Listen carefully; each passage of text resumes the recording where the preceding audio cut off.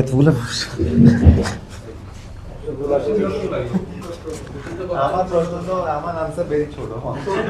Press কনফারেন্সে লম্বা প্রশ্নের বিপরীতে পারভেজ ইমনের ছোট্ট উত্তর।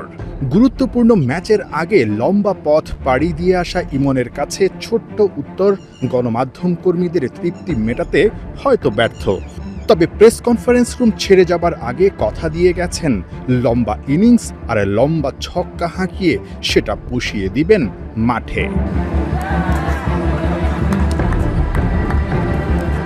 বিগ ম্যাচের আগে দারুণ ফুরফুরে মেজাজে টিম টাইগার্স। তাসকিন আহমেদ, লিটন কুমার দাস কিংবা পারভেজ হোসেন ইমনদের এই হাসি বলে দিচ্ছে বাংলাদেশ কতটুকু আত্মবিশ্বাসী।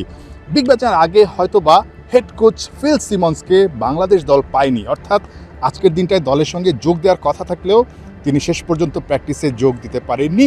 উইকেট দেখেছেন যিনি ভারপ্রাপ্ত হেড কোচের দায়িত্ব পালন করছেন সালাউদ্দিন এবং pace bowling coach Shaun Tait, দুজনেই মিলে উইকেটটা বোঝার চেষ্টা করেছেন, কারণ এই উইকেটটাই কিন্তু এই ম্যাচে অনেক বেশি গুরুত্বপূর্ণ ভূমিকা পালন করবে।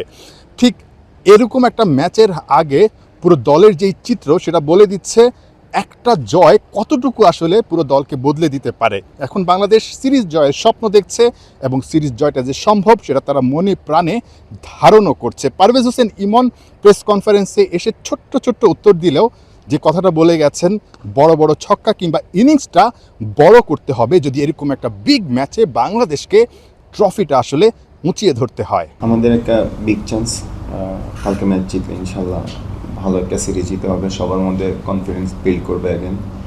অলমোস্ট আমরা লাস্ট ম্যাচ জিতার পরে ওইটা বিল্ড করতেছে, সবাই হাসি খুশি আছে।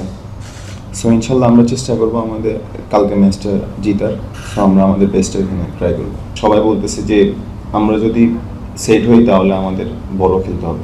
তামিম ভাই খেলা ফলো করতাম অনেক, বাট এখন হচ্ছে হলো বিরাট কোহলিও অলমোস্ট ওর শেষের দিকে, এখন ট্রাভিস হেডের খেলা আমার খুব ভালো লাগে। তামিম ইকবাল, বিরাট কোহলি কিংবা ট্রাভিস হেডদের মতো বড় বড় তারকাকে ফলো করেন পারভেজ হোসেন ইমন। বিগ ম্যাচে নিঃসন্দেহে বড় স্বপ্ন নিয়ে নামবেন এই ওপেনার। ওপেনিংয়ে ভালো একটা শুরু দরকার, তবে নাজমুল হোসেন শান্তর এই ম্যাচটাতে থাকা না থাকা নিয়ে কিন্তু একটা শঙ্কা তৈরি হয়েছে। শান্ত এই মুহূর্তে ব্যাট করছেন আমার পেছনেই নেটে, একই নেটে লিটন কুমার দাসও আছেন। কে খেলবেন? আজকে প্র্যাকটিসে নাজমুল শান্তকে যতটুকু বোঝা গেছে বা দেখা গেছে তিনি মোটামুটি কমফোর্টেবল, এবং যেভাবে রানিং করেছেন, টিম ফিজিও কিংবা টিম ডক্টরের সঙ্গে কাজ করেছেন, তাতে করে মনে হয়েছে নাজমুল হোসেন শান্ত খেলার জন্য যথেষ্ট পরিমাণে ফিট আছেন। কিন্তু তিনি কি আসলে শতভাগ ফিট আছেন? শতভাগ ফিট এখন পর্যন্ত না, যার কারণে একেবারে শেষ মুহূর্ত পর্যন্ত শান্তর জন্য অপেক্ষা করবে টিম ম্যানেজমেন্ট। শান্ত ভাইটা এখন পর্যন্ত ভালো আছে আলহামদুলিল্লাহ। ওইভাবে রান টার্গেট নাই, বাট আমি সবার সাথে কথা বলতেছি, মানে যারা যারা খেলছে সবাই বলতেছে উইকেটটা ভালো আছে। সো চেষ্টা করবো যদি ইনশাল্লাহ স্টার্টটা পাই ওইটা বড় করার ইনশাল্লাহ। আগের ম্যাচে ম্যাচ জিতলেও ফিল্ডিংয়ে মারাত্মক রকমের দুর্বলতা দেখা গেছে। পাল্লে খেলাতে নিঃসন্দেহে জাকের আলী অনেকরা এই ধরনের ভুল করতে চাইবে না, যার কারণে ফিল্ডিংয়ে অনেক বেশি সিরিয়াস দেখা গেছে এই ম্যাচটার আগে। বাংলাদেশ এই ম্যাচটা জিতলে র্যাঙ্কিংয়ে হয়তোবা উন্নতি হবে না, অর্থাৎ 9 নম্বরে আছে বাংলাদেশ, 9 নম্বরেই থাকবে, তবে দুটো রেটিং পয়েন্ট কিন্তু বাড়বে। ওয়েস্ট ইন্ডিজের সঙ্গে পার্থক্যটা 3-এ নেমে আসবে। বাংলাদেশ দল সরাসরি বিশ্বকাপ খেলতে হলে আপাতত রেটিং বা র্যাঙ্কিং অনেক বেশি গুরুত্বপূর্ণ। আপাতত সব কিছু বাদ দিয়ে, সব সমীকরণ পিছনে ফেলে বাংলাদেশের একটাই টার্গেট, এই পাল্লে খেলাতে ইতিহাস তৈরি করা, শ্রীলঙ্কাকে হারিয়ে প্রথমবারের মতো শ্রীলঙ্কার বিপক্ষে শ্রীলঙ্কার মাটিতে সিরিজ জেতা।